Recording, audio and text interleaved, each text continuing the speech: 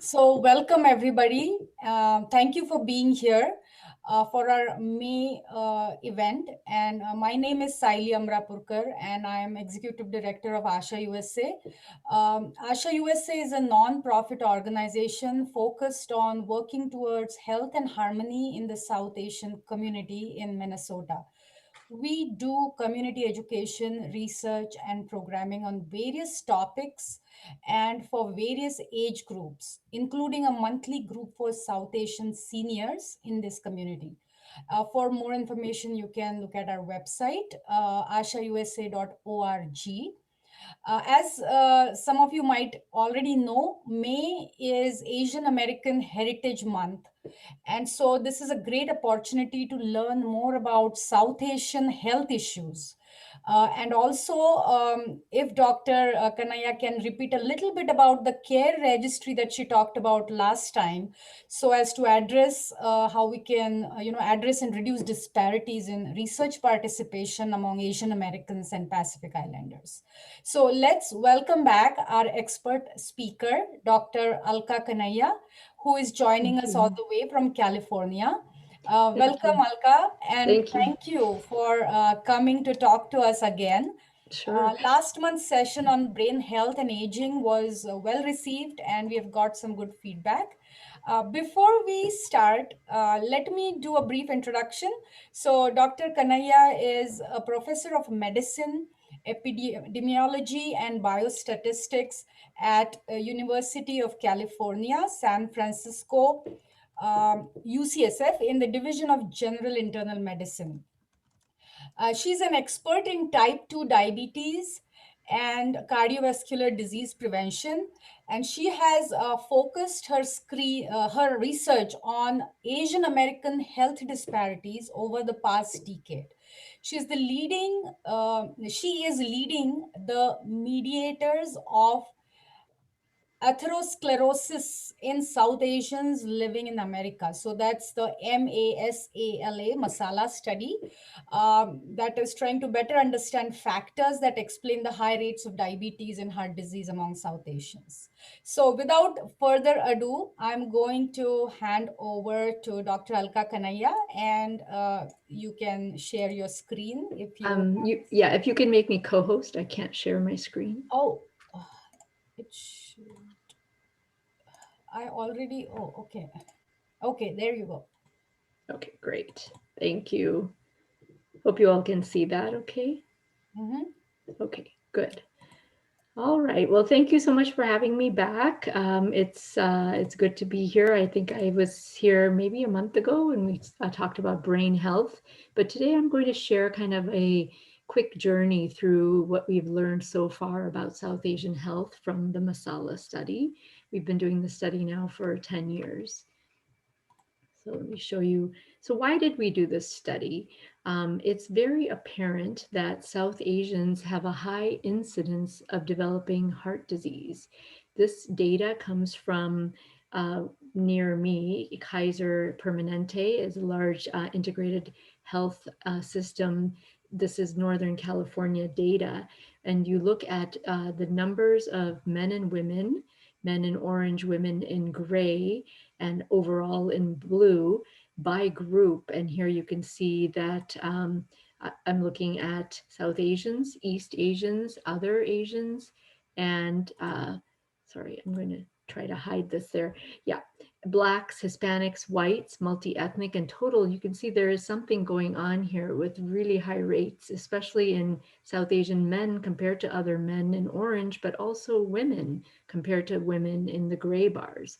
So this is a phenomenon that's been seen around the world and definitely is being seen now in the US. And so the real purpose for MASALA is to understand why this is, because we really don't know, and what can we do to prevent this.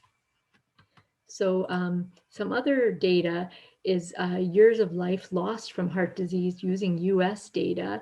And here South Asians or Asian Indians are in the light blue bars. The life expectancy is lower by 12 years for South Asian men because of heart disease, and 8 years for women. And you can see it's higher than for most other groups.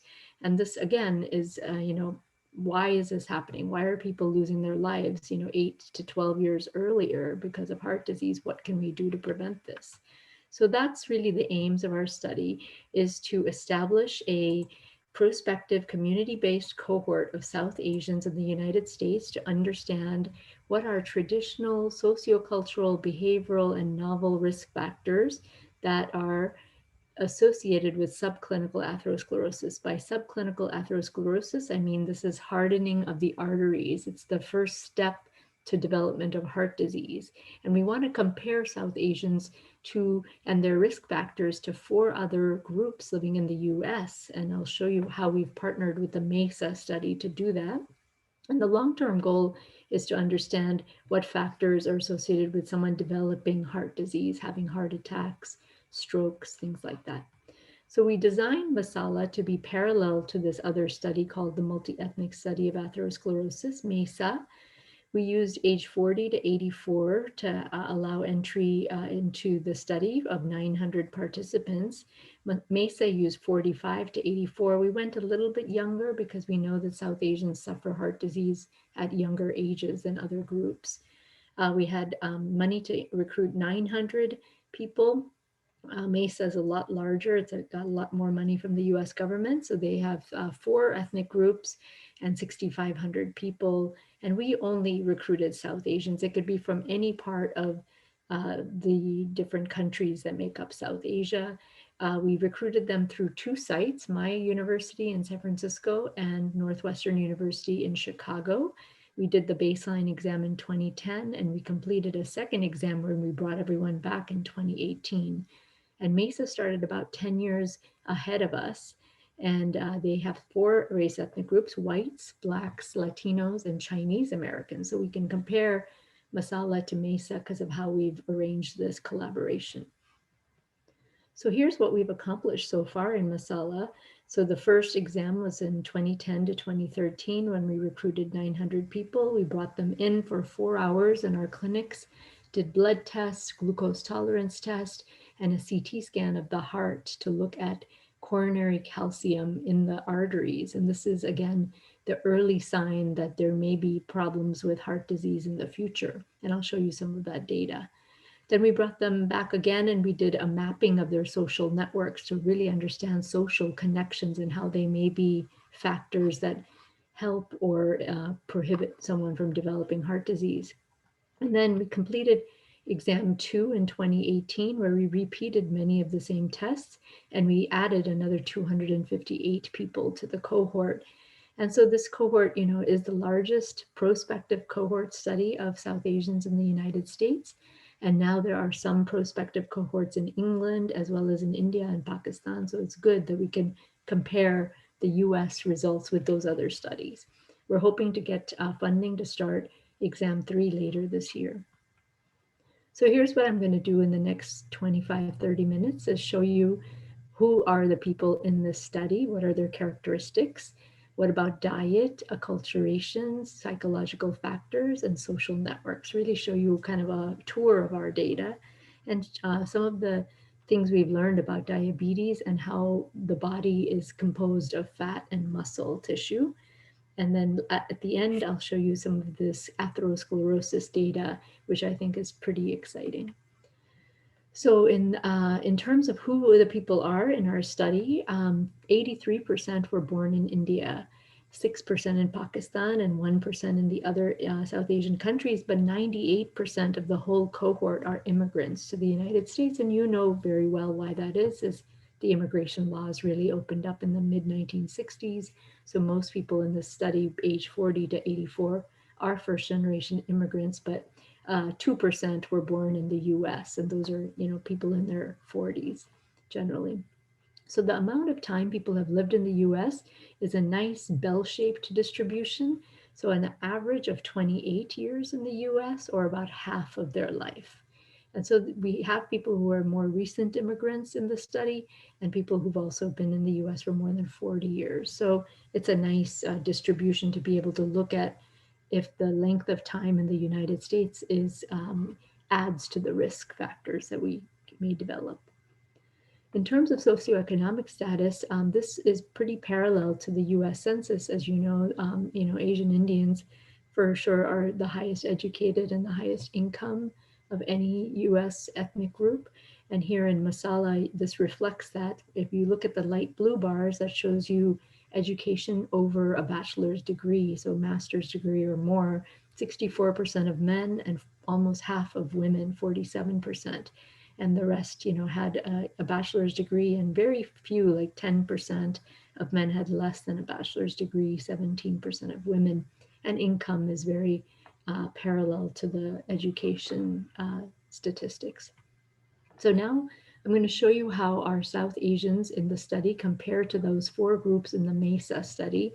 We're only looking at people age 45 and above when I do these comparisons. So I'm taking out the younger group because MESA started at 45.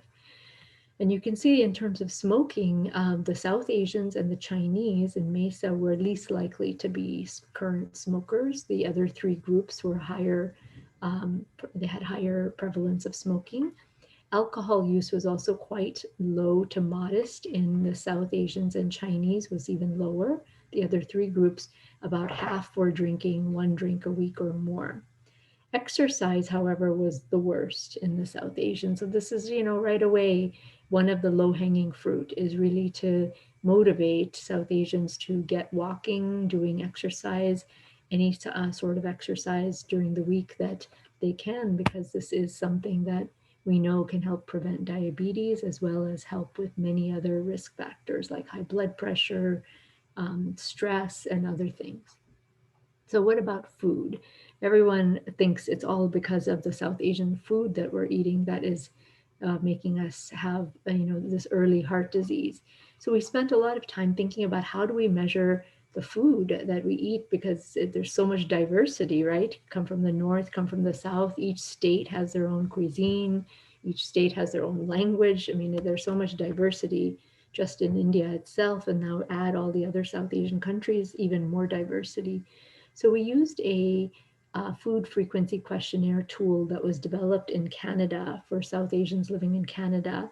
And it includes North Indian, South Indian, all different types of foods, asking what people eat on a typical day in the last year. And what we did with all this data is we put it together to look at major dietary patterns that people eat. And we found three main dietary patterns. The first is one that is rich in animal protein, more of a Western diet. The second is a traditional kind of South Asian diet with fried snacks. Many of you will recognize these chevra and other snacks. Then high sweets and high fat dairy, so mithai and a lot of other desserts. And the third type of diet is a fruits, vegetables, nuts, and legumes, dals, and lentils. And about a third of our participants were eating mostly this animal protein diet, a third were in the middle group, and a third were in this group on the right.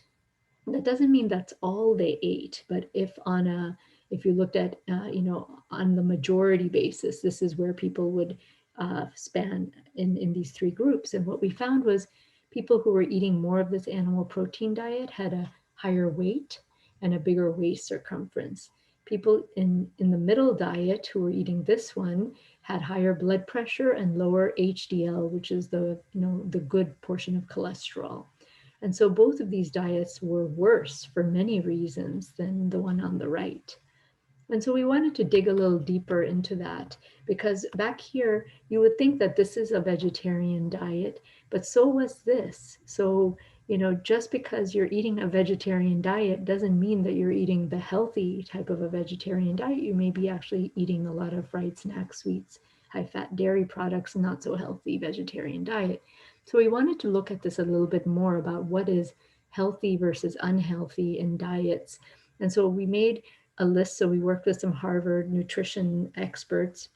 I made a list of healthy plant-based foods, whole grains, fruits, vegetables, herbs, spices, nuts, legumes, tea and coffee. Less healthy are refined grains, fruit juices, potatoes, deep fried snacks, coconuts, sweets, desserts, and sugar sweetened beverages. And what we wanted to look at was depending on what you were eating, how much healthy and how much less healthy plant-based foods, what types of diseases were associated with these diets. And what we found was if we put all of them together and say it's just a plant-based diet, and look at the black dots here, these lines cross one, that means there's no association. But when you look at the healthy plant-based diet in the green, so that's all the first column of foods, people eating a healthy plant-based diet had less risk of having fatty liver, which is a precursor to diabetes, and less risk of developing diabetes in the next 5 years. And those eating the unhealthy diet had slightly higher risk of developing diabetes, almost 20% higher risk of developing diabetes in the next 5 years. So I think this is a good lesson in terms of, just because, someone says they're a vegetarian, they're eating vegetarian food, we all know that there are differences in healthier types of vegetarian diets, and that's where we want to move. So I just have a question on that. Sure. Coconut seems to be controversial, right? People say it's healthy. So what are your thoughts on that? Yeah, no, I've given talks with nutritionists, and there's a lot of controversy, a lot of controversy.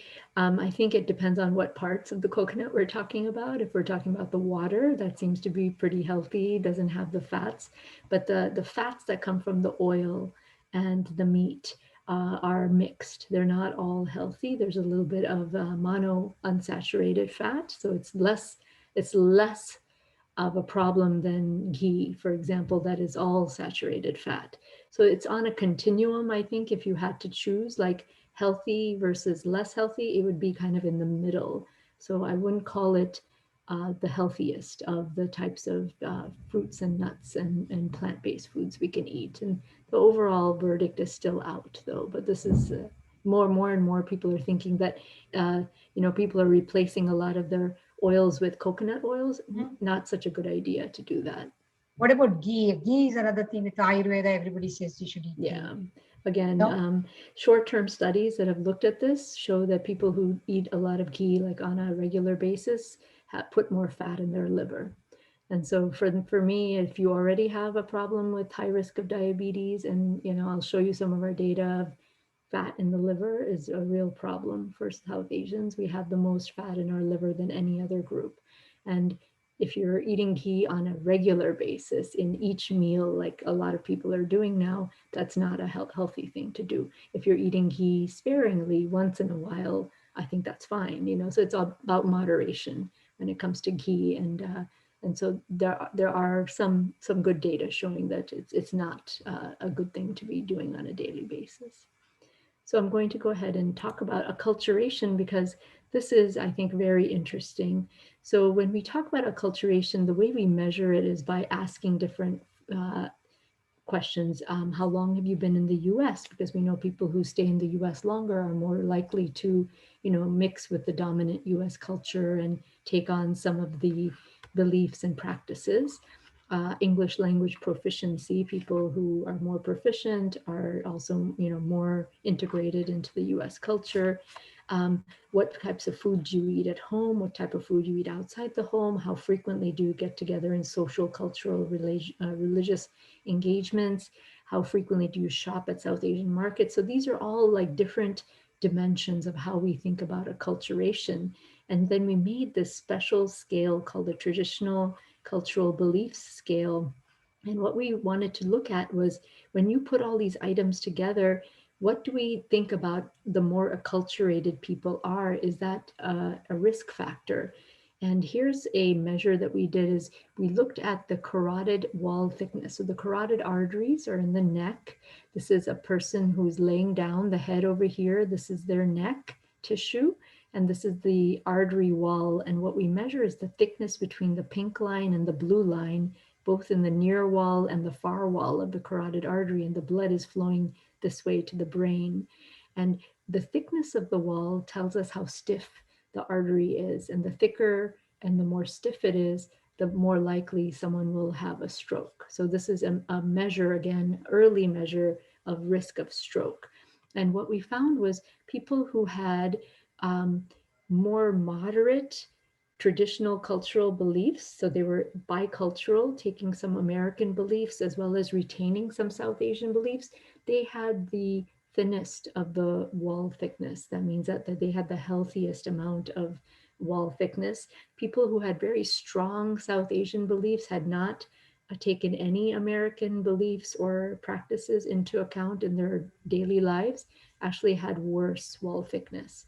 And this was after we already take into account all of the other risk factors for heart disease, like age, sex, alcohol use, diet, cholesterol, physical activity, et cetera, et cetera. This was on top of all of those risk factors. So this just tells us that, you know, there may be something about the culture and what we're doing by taking some American cultural beliefs and practices may actually be helpful, not harmful. So what we've taken with all of these data is put together 3 acculturation strategies. So someone who is very traditional and not acculturated to the US at all, really retaining most of the cultural features from South Asia, is in this orange semicircle. And that we call the separation class, because they're separated from the dominant American culture. They're living kind of, you know, a little bit more isolated from it. The people in the pink overlap here, taking both South Asian and American values and beliefs and integrating them, is called the integration class. And finally, the purple semicircle is the assimilation class. So people who have really adopted more American beliefs and retained very few South Asian beliefs. And you'll see that 54% are in the bicultural category, and 23% were mostly South Asian in their beliefs, and 23% are mostly American in their beliefs. And what did we find in these 3 classes? We found the people in the orange had more depression symptoms. Makes total sense to me. If you're separated from, you know, people around you, you don't feel like you fit in, you don't want to fit in, then you are going to be more isolated, and that can lead to depression. And what we found in the other 2 classes, that people in both the assimilation and integration class had lower heart disease risk factors. And this is very interesting to me, because when we look at other groups that have come to the US, Japanese, Mexicans, many other ethnic groups that have immigrated here, we find that the more assimilated people become to the US culture, the more they're eating junk food and not exercising and just becoming, you know, couch potatoes, the worse their health becomes. More obesity, more diabetes, more heart disease. But we're actually seeing the opposite. The more you acculturate, there may be something healthier happening. Does that mean that maybe in our own culture, there may be something that is not so healthy? Maybe the food, maybe people eating that more of that traditional diet in the class that has not acculturated. So that is one kind of interesting finding. What about psychological factors? We all, you know, talked a little bit about stress before we started this call. So we were very interested in looking at how does stress, anxiety, depression, all these mental health issues, how do they affect our heart health? And so what we did was measure all these things by asking questions about anger, anxiety, depression, stress, hassles. And what we, again, looking at the thickness of the neck arteries as a marker of who's at risk of developing heart disease, what we found was in men, higher scores of anxiety and depression, so having more of those features, was associated with a thickening of the walls, so higher risk of stroke, even after accounting for all other risk factors. But for women, it was stress. So having higher levels of stress gave a higher thickness of the wall. So I do believe that there is a direct connection between stress as well as these mental health features, a little bit different for men and women, but this is one of the things that, you know, is modifiable by things we can do to relieve stress, whether it is through social activities, meditation, exercise, yoga, other ways to help, or with getting mental health care when needed. So let me show you some of our social networks data because I think this is really interesting. So what we wanted to do was look at the person in our study who we call the ego, the MASALA study participant, and we asked them who are the closest people in your social network that you talk to or you meet with or you can communicate with most often. And sometimes it may be people in the family, sometimes it may be friends, other people. And what we found was South Asians have very large social networks, but they're mostly comprised of people in their family. About 72% of people said that they had mostly family in their social network. And it's very South Asian, of course, because most of the people in the study are immigrants. And so there's a lot of South Asians who are in people's networks. And feeling closeness with your network members was associated with better self-rated health. Having more family members was also linked to having more health discussions, and belonging to religious and spiritual organizations was perceived as being beneficial to the health too. And when we really probe to see, who is the change maker in the South Asian person's life, 70% described their adult children as being role models for healthy behaviors. So the adult children who have been raised here, either born here or grown up here, if they ate more uncooked vegetables and fruits, their parents, the dietary quality of their parents went up. If the children who were exercising more, their parents also met the physical activity guidelines. So this is important for me as a public health person to think like, who is the person that we need to get involved in being, the change maker, making healthy lifestyle changes? Because I showed you in our data, the South Asians in our study are least likely to exercise of any group. And so the people, who are doing this are doing it maybe because their kids are doing it, and getting the kids to be influencers to their parents will be a good motivating step. And we looked at this in terms of how about the spouse and how about friends? And for men, if a man walked with a non-spouse exercise partner, so a friend, they were much more likely to walk, and they walk more often. But for a woman, the woman, if she exercised with her spouse, she was much more likely to walk. And this is after we adjust for all of the other risk factors. So it's, again, there's a sex difference. We can't just, do data analysis looking at everyone together. We have to look at if there's specific differences for men and women. So I'm going to show you some of our diet data, our body composition data. This is the WHO recognizes that all Asians have smaller body frames, and we need to use different BMI cut points to decide who is normal weight, overweight, and obese. And these aren't being used uniformly by doctors in the US, and they should be. That we should be counting an Asian who is a BMI of 23 to 27.5 as overweight and greater than 27.5 as obese. And so we looked at that in MASALA. So here the South Asians are in red. Normal weight is a BMI less than 23. South Asians had about 25% of the whole MASALA population, a quarter had normal weight, then 3/4 were either overweight or obese. And you can see that, South Asians are kind of in the middle compared to all the other groups in terms of how much overweight and obesity there is. But we really wanted to look at this normal weight group because these are the people who aren't being recognized as being high risk. If you have normal weight, you get overlooked that, oh, you're normal weight, so you don't have to worry about diabetes. You don't have to worry about your blood pressure. You don't have to worry about heart disease. But when we looked at this for the South Asians, even in the normal weight category, there was much more metabolic abnormalities in this red bubble than all the other groups. Almost 45% had metabolic abnormalities. What do I mean by that? High glucose, high triglycerides, high blood pressure, low HDL. And that is quite surprising that half of the people in normal weight had these abnormalities. And so when we look at this, so what BMI should a South Asian, think is normal weight then? For a white person of a normal weight ends at 25, and there's about 30% have metabolic abnormalities. And for a South Asian person, for 30%, it's a BMI of 19.6. So that is really crazy, thinking that after a BMI of 19.6, which is very on the low side, that's when our risk of metabolic abnormalities really starts to go up.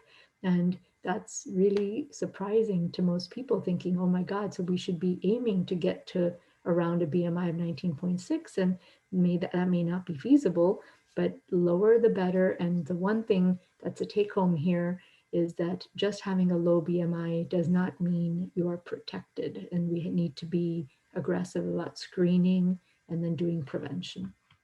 So why is this? So this has been looked at for many decades. So this is a European man, Dr. Yadnik. His BMI is 22, normal, and his Indian friend, colleague is Dr. Yajnik, and his BMI is 22 as well. But when you measure the fat in the body, the European man has 9% fat in the body. The South Asian man who has normal BMI has 21%.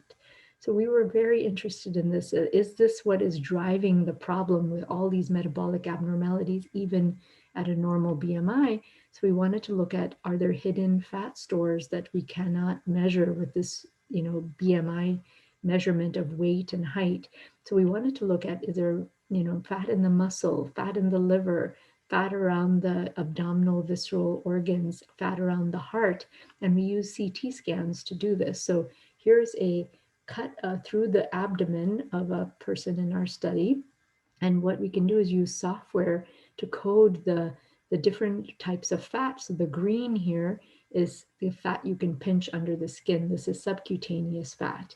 The light blue is visceral fat. This is fat around the intestines. You can see there's gas in the intestine over here. And then the light blue here is fat in the muscle. Now this is a cross section through the liver, and this is how we measure liver fats. We can't use the same software. We look at hepatic fat in a different way.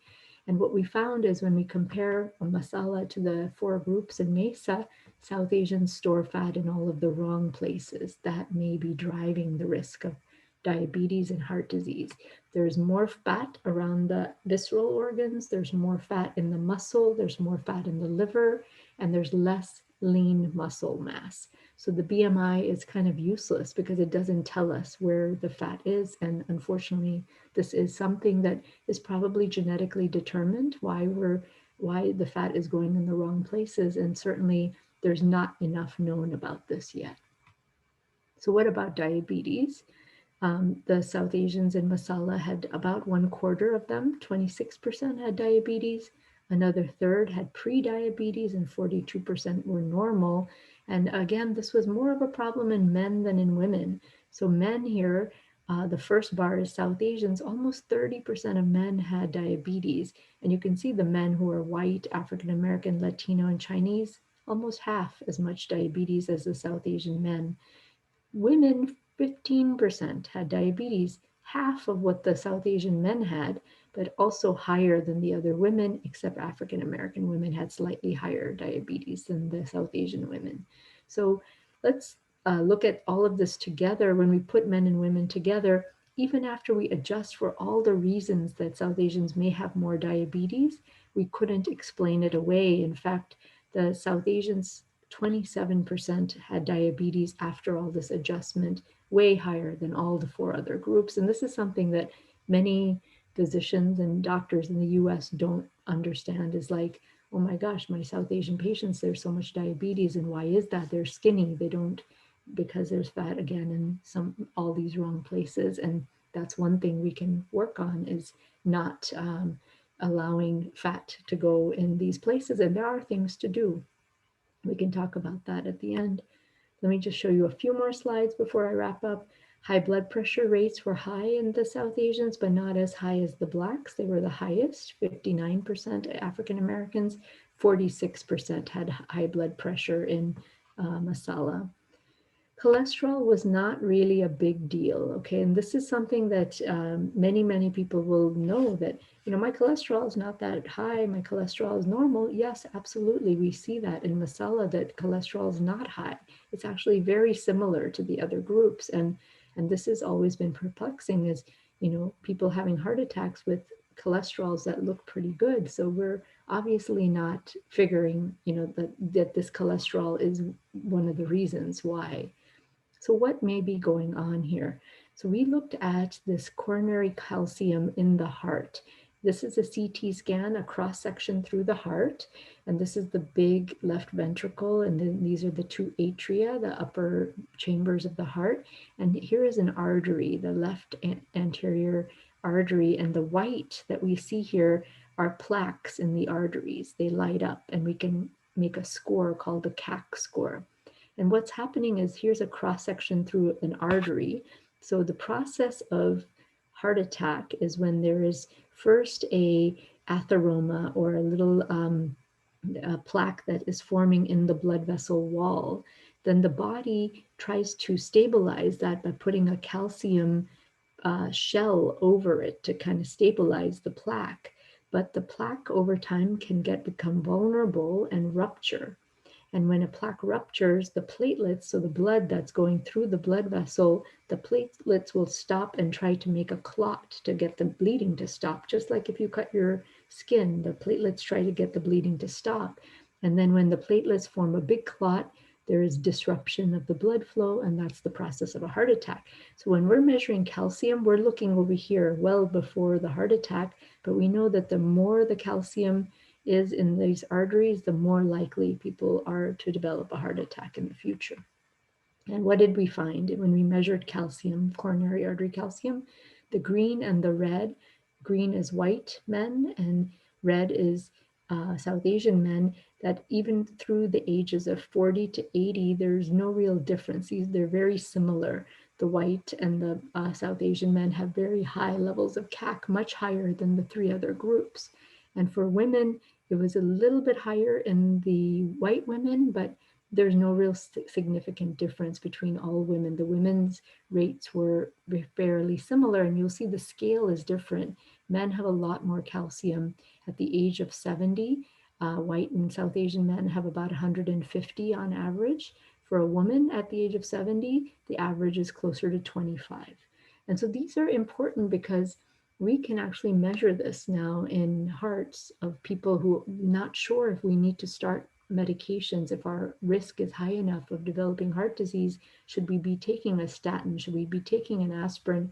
And this test can help us decide, because some of the other values aren't going to be helpful, like cholesterol. So here's going to wrap up to leave a lot of time for questions. South Asians do have a higher prevalence of cardiometabolic risk factors like diabetes, and having this adverse body composition with more fat in all the wrong places may be partially the reason why. Get screened regardless of your BMI. So a low BMI does not protect a South Asian person, unfortunately. But the good news is there's many modifiable risk factors.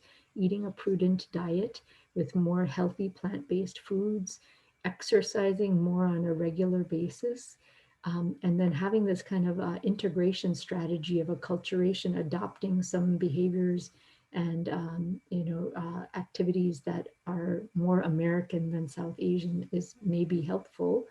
Anxiety, stress reduction, and then using the adults' children to help to make those changes in our own lives as well as our parents.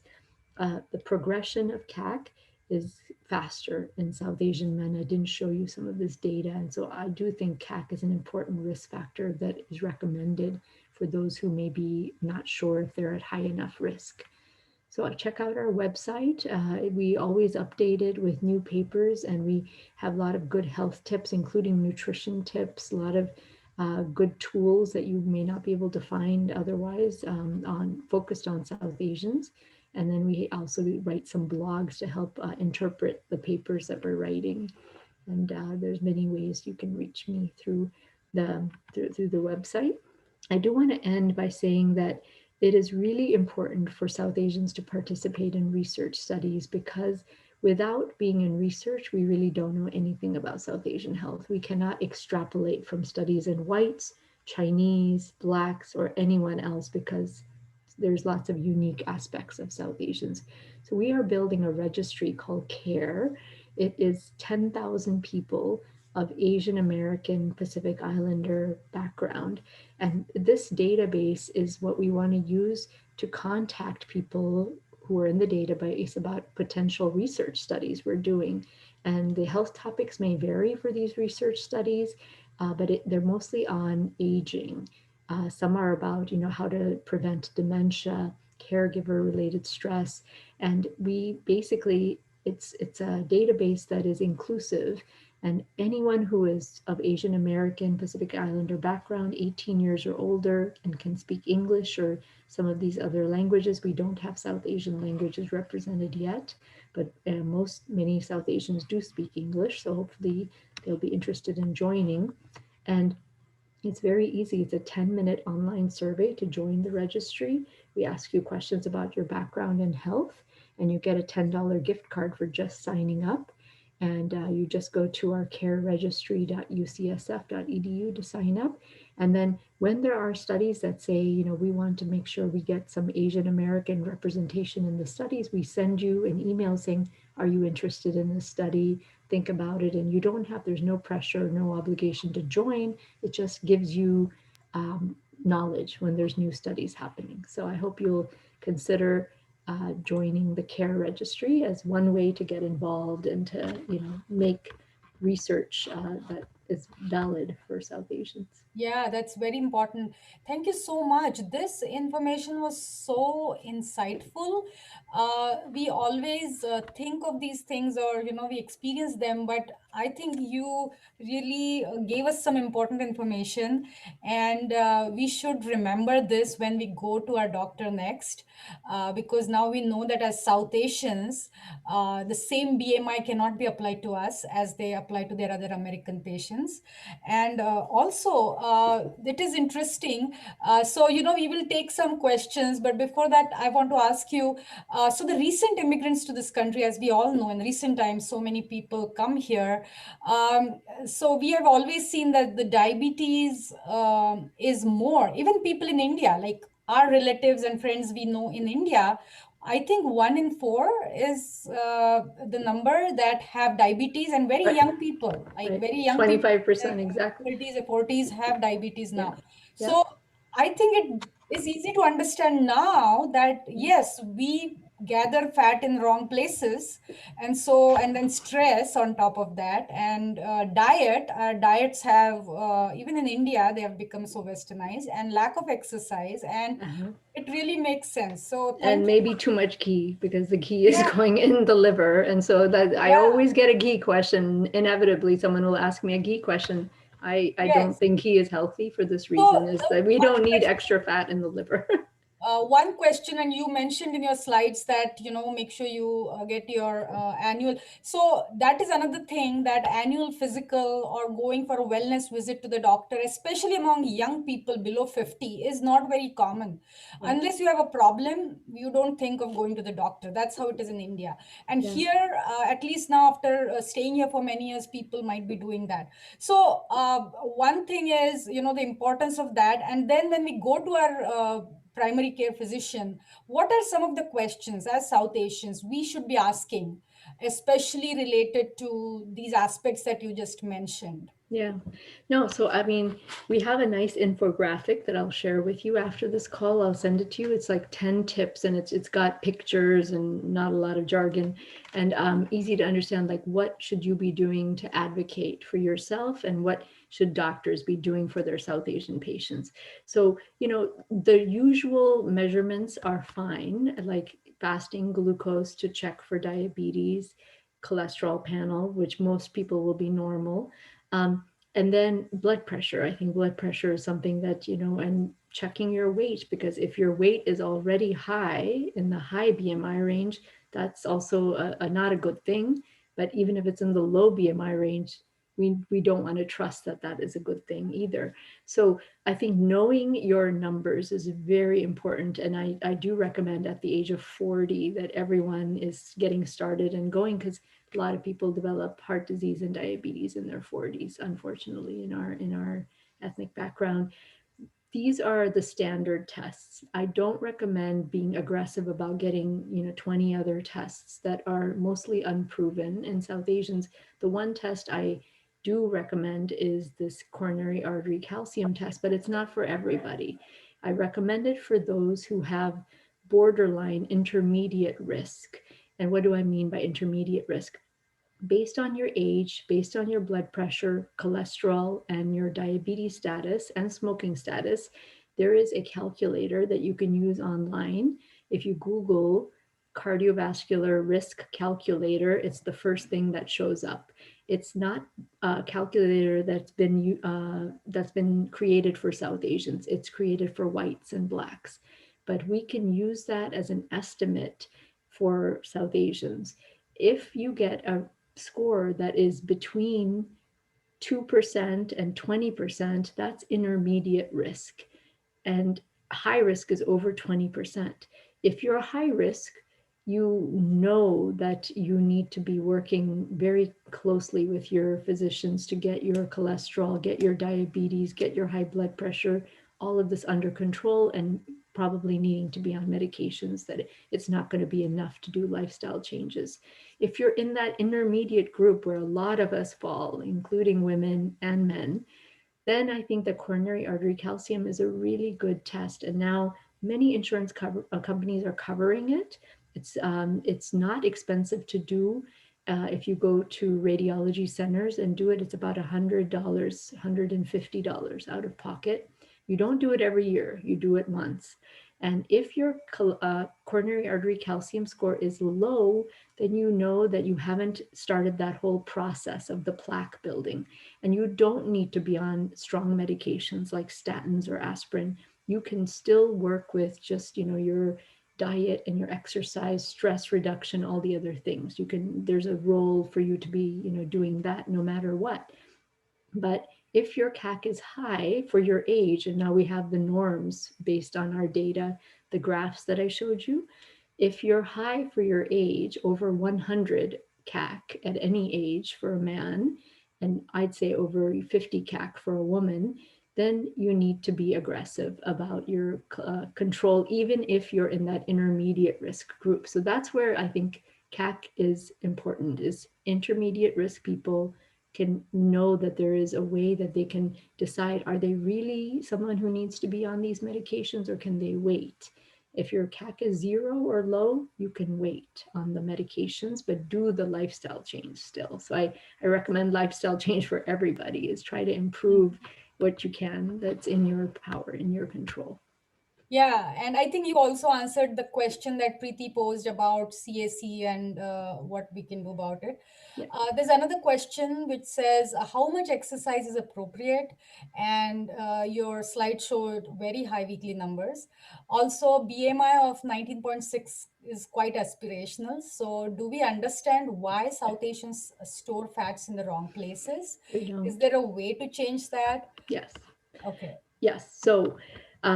So we know that no matter what BMI we are, that there seems to be a limited capacity of being able to store fat underneath the skin for South Asians, that we tend to put fat into the muscle, into the liver, around the abdominal organs faster than other people. So even at, low BMIs, we're starting to do this. No one really understands why. There's intense amount of research going on. Is there genetic reasons why? What can we do about this? Are there, in the future, can we think about, medications that just target these places where we shouldn't be putting fat? There are no fat cells in the liver. There are no fat cells that should be in the muscle, right? Because it just doesn't allow the tissue to do the normal work it needs to be doing when there's fat cells there. So no one understands why, but this seems to be like one of the biggest problems. And we know that when you gain weight over any kind of, where your threshold should be, and for most people it's around 19 and 20. That's the South Asian weight. That is a healthy weight. When you go above 20, the fat goes in these wrong places. So even losing a few pounds will help the fat leave those places. So there's been studies where they've put people on diet and modified diet just for 3-4 weeks, and they've looked at the liver fat. The liver fat comes down when you don't eat saturated fat. So it is reversible. Losing weight by doing exercise, they've looked at people who've done high intensity interval training. Not everyone can do that, but we know the liver fat can come down with that without even losing weight, just by doing, exercise.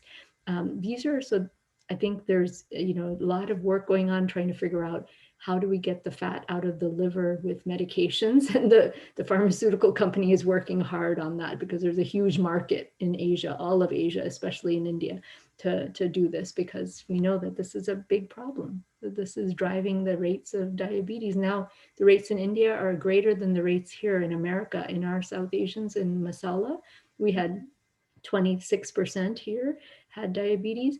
The rates in Chennai, when we compared to one of our sister studies, it was 35% in Chennai.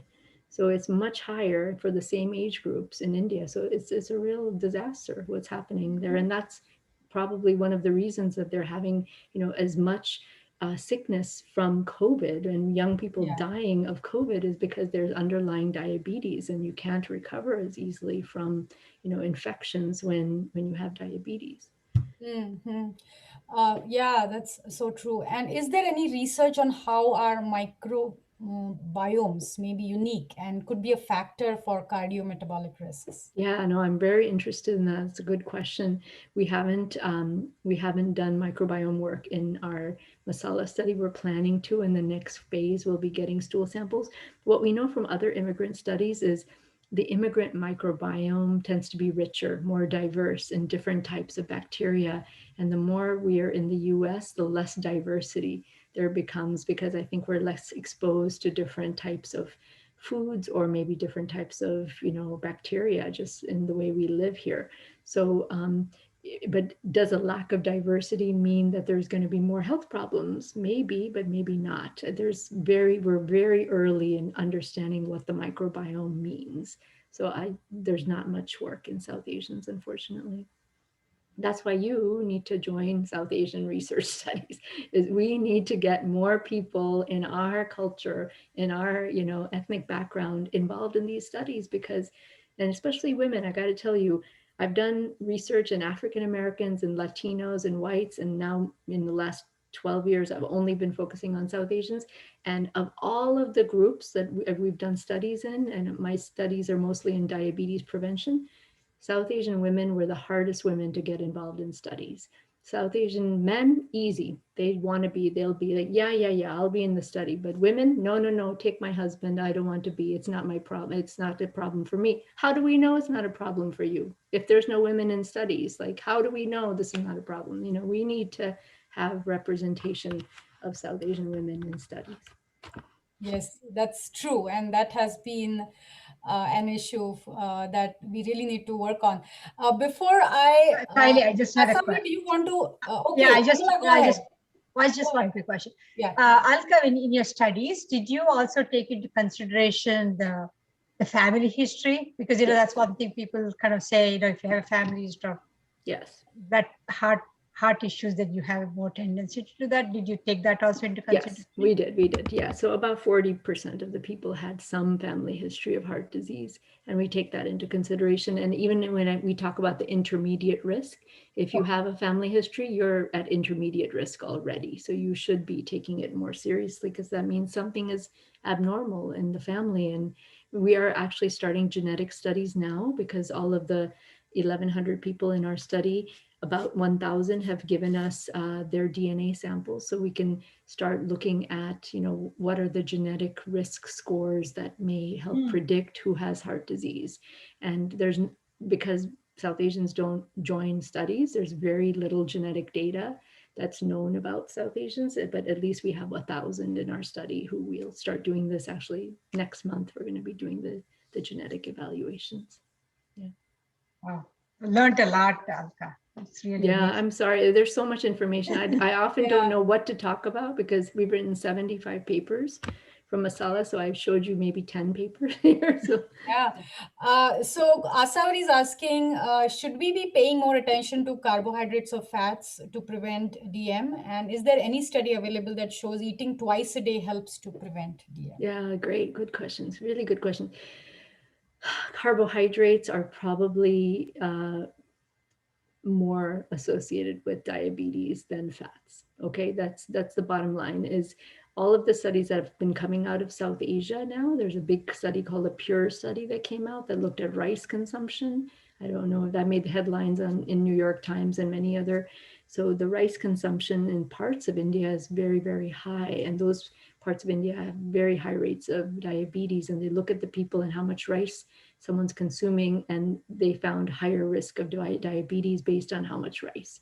So rice being, one of the carbohydrates, but there's many other, forms of carbohydrates in the diet. So yes, having a low carbohydrate diet is definitely important, especially for someone with pre-diabetes who's becoming diabetic and diabetic people. On our website, we have the health resources link.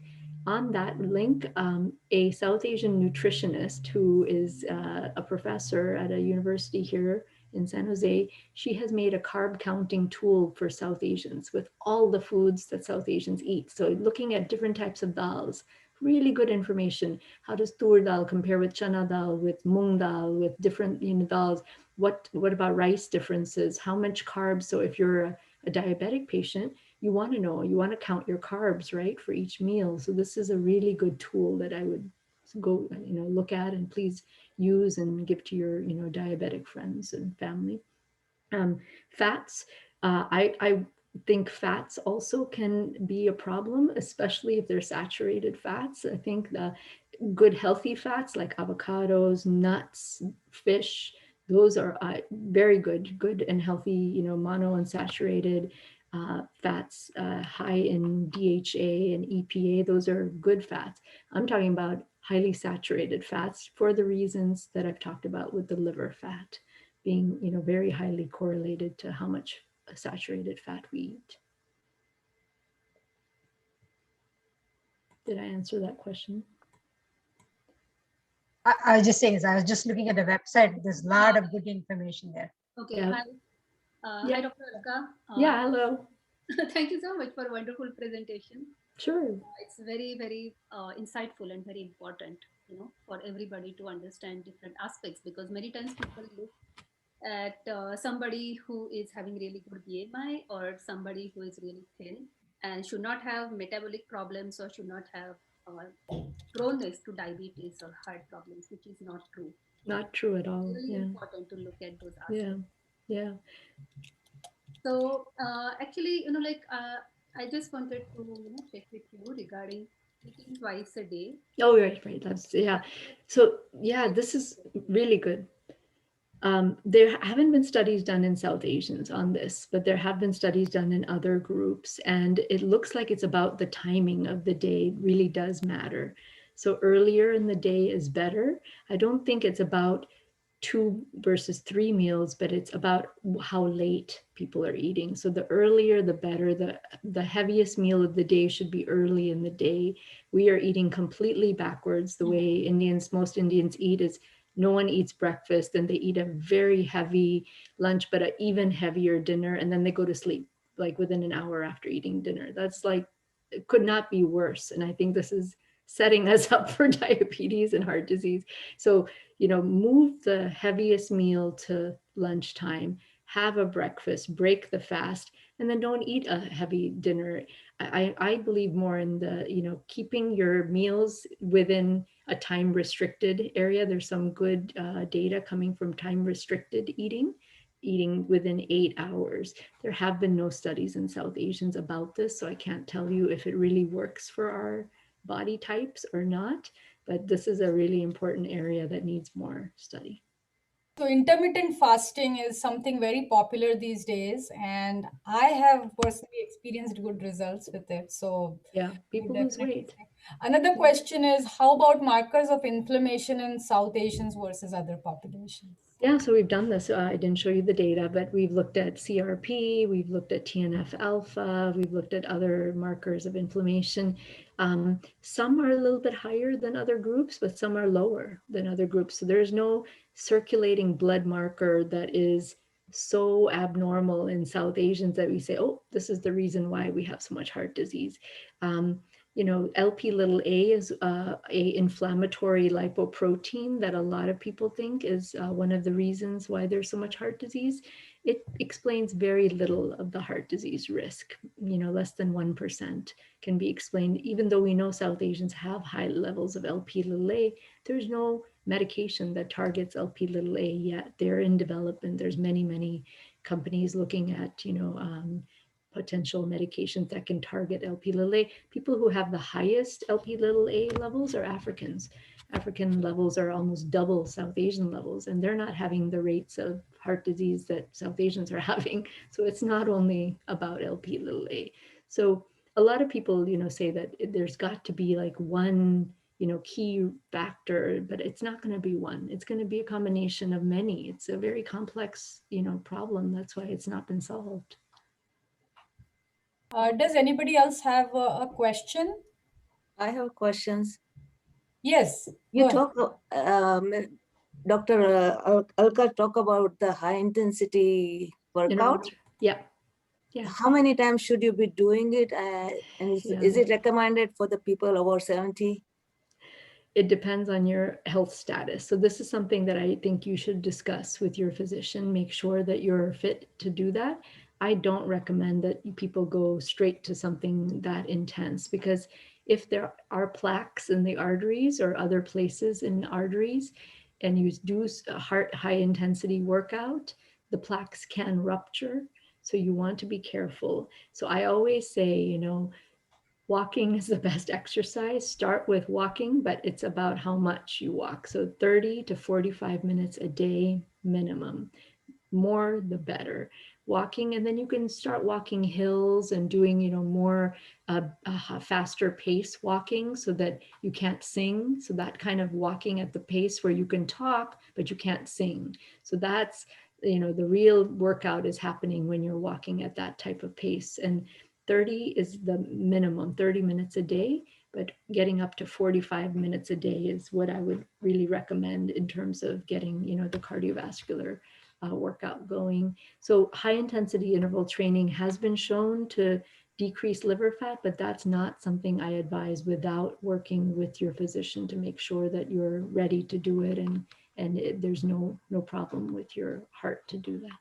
I'm overall very healthy. I'm doing pranayama every day for an hour, cardio for 30-35 minutes, some weightlifting, yoga. Great. I'm doing it very regularly, but I was just a question about the HEAT program. Is it recommended for the person over 70?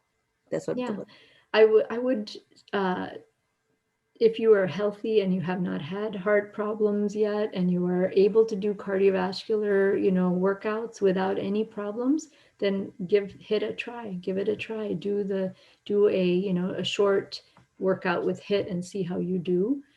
It's not for everybody. That's what I wanted to know. As you get older, it gets harder to do because of the joints. We all have arthritis with aging, and HIIT can be pretty severe on the joints with all the burpees and the push-ups and stuff. So take it, see how you do with it, but I think you should still do it in after discussing with your physician. Sunanda, did you have a question? No, thanks. Oh, okay. Okay, we are over time, and I'm sure Dr. Kanaya has other commitments. Yeah. I wanted to say one thing that I really, learned today that I will use in my work is, you talked about how that acculturation is important. And we talk about it in our other aspects when we talk about parenting, when we talk about family relationships, or just being healthy, happy while we are living here as immigrants. And acculturation is important, and also socializing with all kinds of people, and not just desi friends and people we know, or colleagues.